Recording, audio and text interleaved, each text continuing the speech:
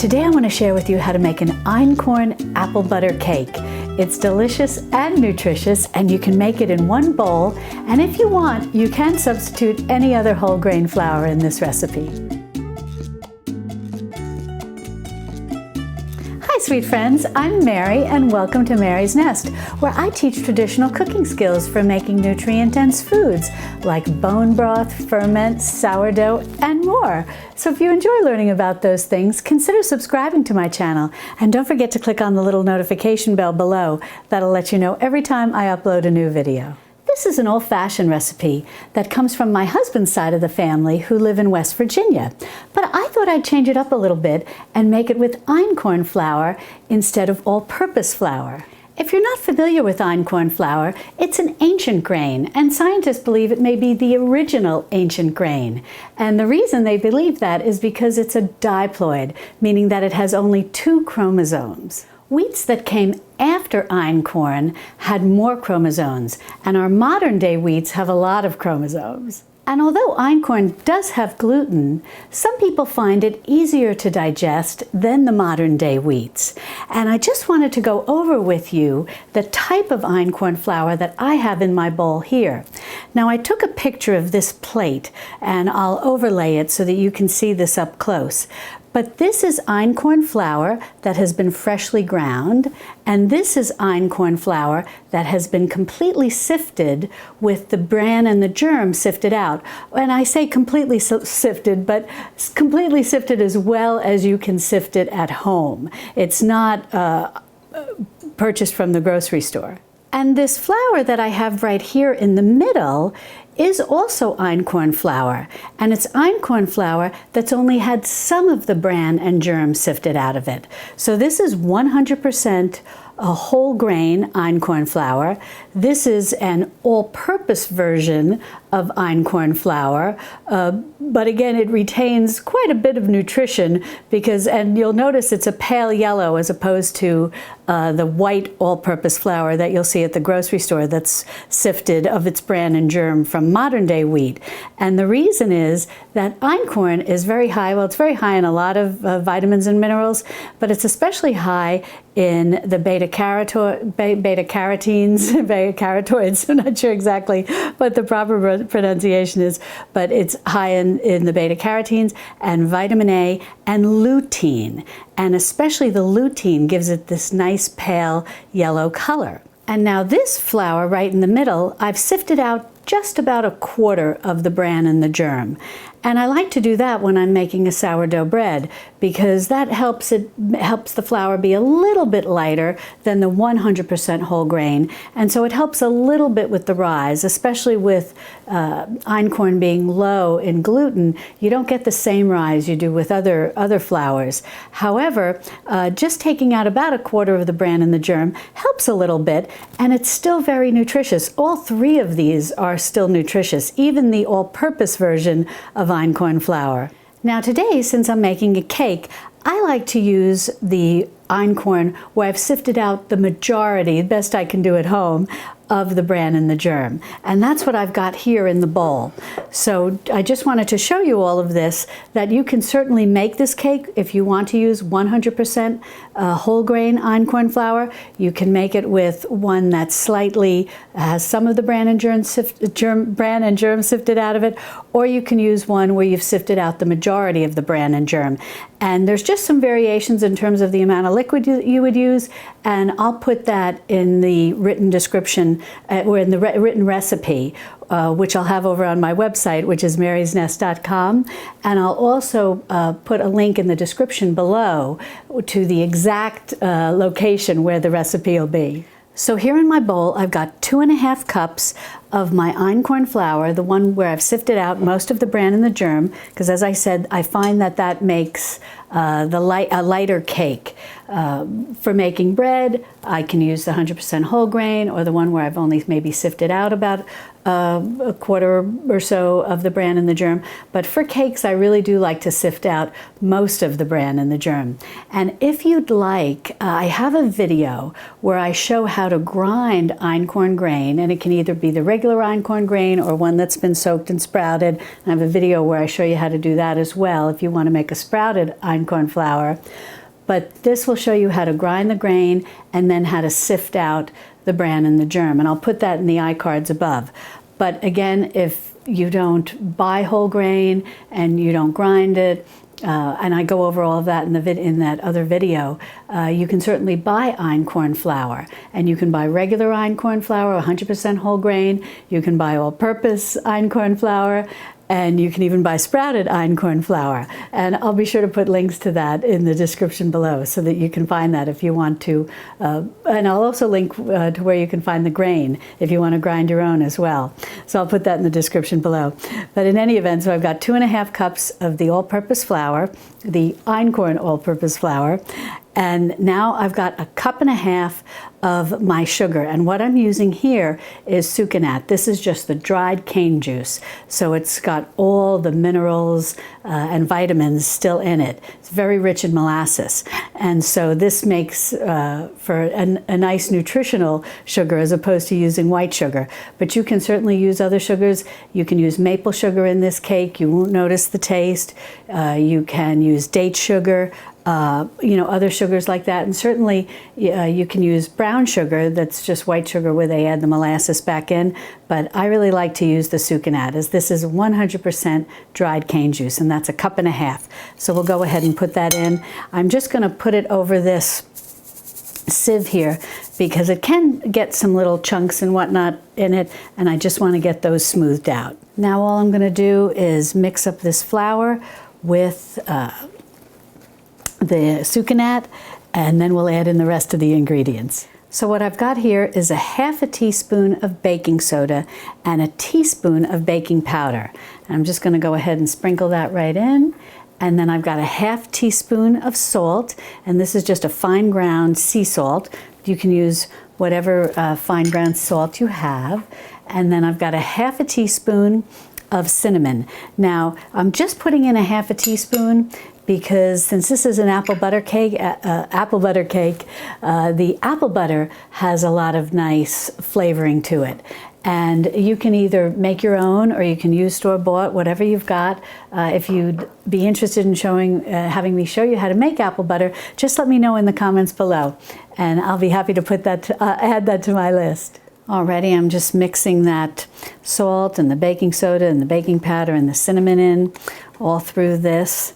And as I said, just put 1/2 teaspoon. I just put 1/2 teaspoon of the cinnamon because the apple butter has a lot of nice flavor to it and a lot of nice spices in it already. Next, as I said, this is just one bowl, so we can just go ahead and put in 3 eggs. One of my eggs broke when I was cracking it open, but there's 3 in there. And then next, we'll just go ahead and add in 1.5 sticks of butter, or that's 3/4 cup, 1.5 sticks. And then the next thing, we'll just go ahead and add in our vanilla. No particular order. The nice thing is it just goes all in one bowl. Then we'll go ahead and add in our 1 cup of apple butter. And then once we get all of this in, we'll go ahead and add in 1/2 cup of buttermilk. Now don't worry if you don't have buttermilk. You can take some yogurt and thin it with milk to the consistency of buttermilk. You can take some sour cream and thin it with milk to the consistency of buttermilk.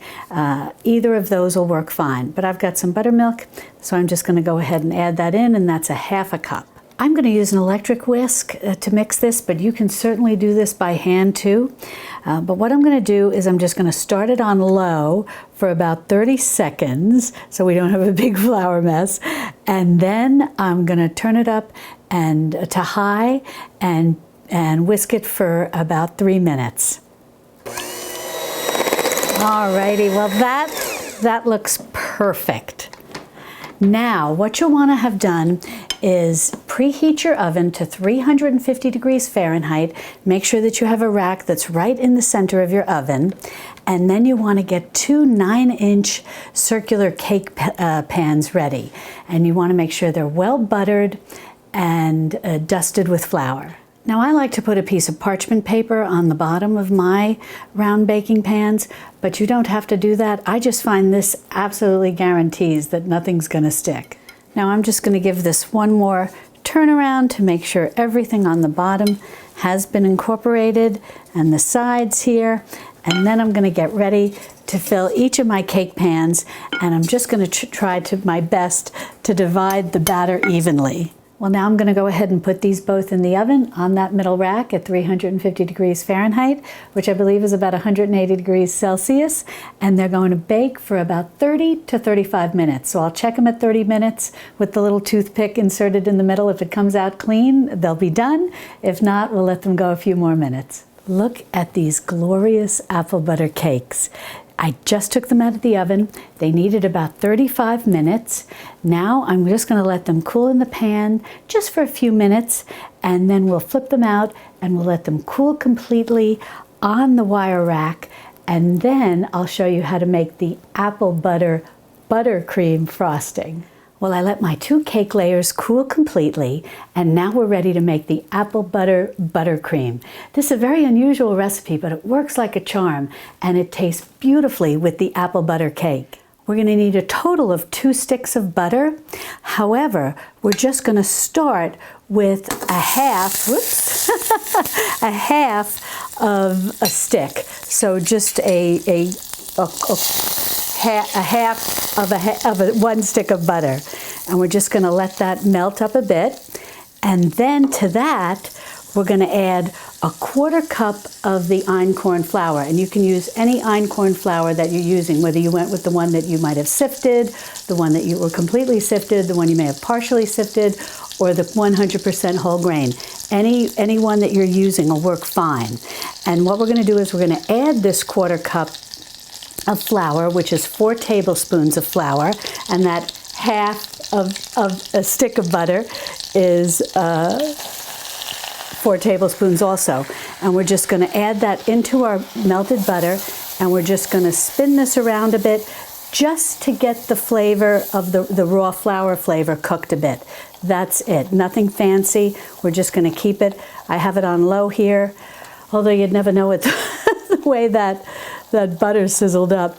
But we're going to keep it on low, and we're just going to cook it for about 2 minutes just to get that raw butter flavor off. And I'll take a picture and I'll overlay it so you can see how it looks. Alrighty, well, I've had that going for about 2 minutes on low.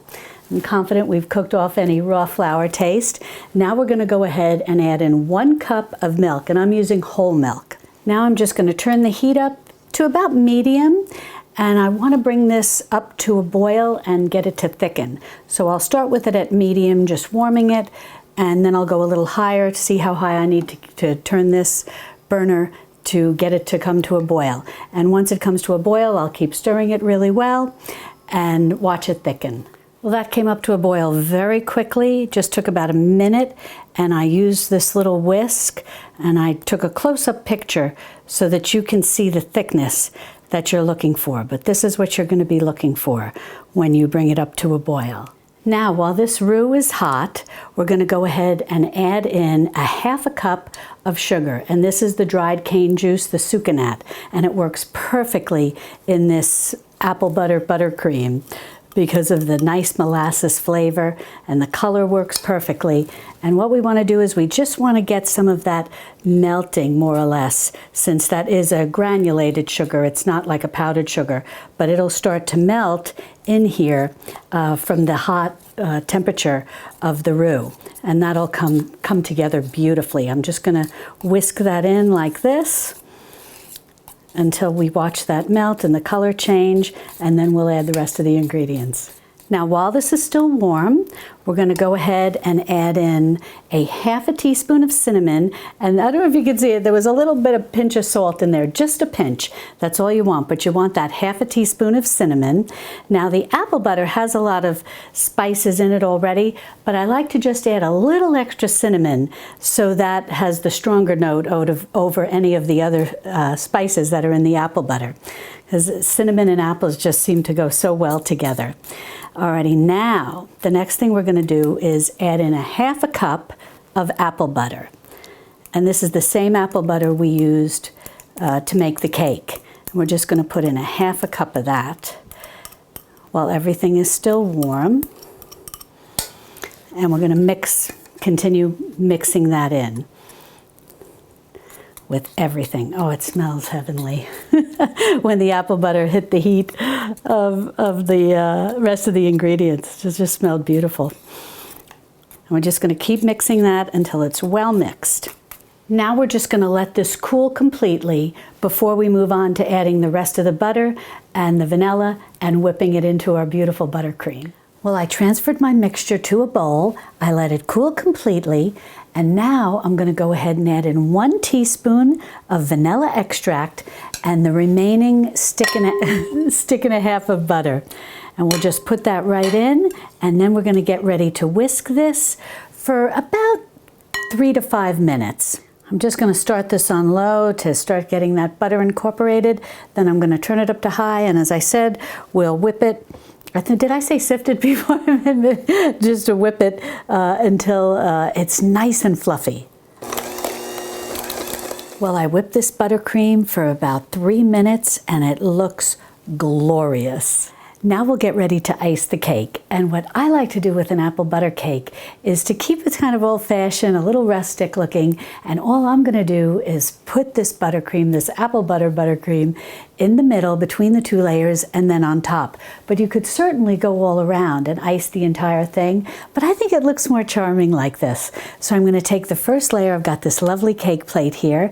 And I'm just going to gently ease this down onto the middle of my cake plate, and then we'll start to put some of this lovely frosting on. Alrighty, I've got a good dollop of this on here, and all I'm going to do is just go along. I'm just using a little offset spatula, and I'm just going to spread this out, not quite to the ends, because when we put the other layer on top, that'll compress it and spread it out to the rest of the, and this will kind of keep it, by keeping it more in the middle, will keep it from flowing down over the sides. But you can certainly do that too. You know, it's really whatever way you like it to look. Now I'm going to put this other layer right on top, best I can. The nice thing is we can jiggle it around a little to get it centered. Now we'll put a couple of more dollops of this on top. Now you do have enough icing to ice the whole thing. But what I'd like to do, as I said, is just to put it on in between the 2 layers and then on the top as well. It kind of looks like, in a way, just like this, like one of those oversized whoopie pies, which are so delicious. But this, I'm just gonna spread this all around the top. And then any extra that I have, I'll just serve on the side when I slice up the cake for folks who want to put a little extra icing, because this icing is so tasty. It's so light. Wait until you try it. It almost tastes like apple butter whipped cream. Look at this glorious Einkorn Apple Butter Cake. This just came out so nice. I'm so happy with it. Well, now let's give it a slice and give it a taste, most importantly, and see how it came out. Now, now I just ice this and we're going to give it a taste so that we don't have to wait. But normally I would recommend putting this in the fridge just for about an hour or so, just let the icing firm up a little. But you could also just serve it like this too. The icing is very light, as I said, very much like whipped cream. Alrighty, well, let's go in here and give this a slice. Ah, it feels wonderful. I just like to rinse off my knife when cutting a cake between slices. Okay, let me go in again. Oh, this feels wonderful. This is going to be delicious. Well, this just looks glorious, and I'll take an up-close shot so that you can see how the cake turned out. Looks terrific. Well, let's give it a taste now and see how it is. Mmm. Mmm. Oh, that's so delicious. The cake is delightfully moist. You really taste the apple butter. And the lightness of this apple butter buttercream frosting is perfect with it. Oh, I really hope you'll give this a try. You're so going to enjoy it, and it's so easy to make, being that you do it in one bowl. Well, if you'd like to learn more about traditional cooking, be sure to subscribe to my channel, and then click on this video over here where I show you how to make einkorn flour, whole grain einkorn flour, into all-purpose einkorn flour. And I'll see you over there in my Texas Hill Country kitchen. Love and God bless.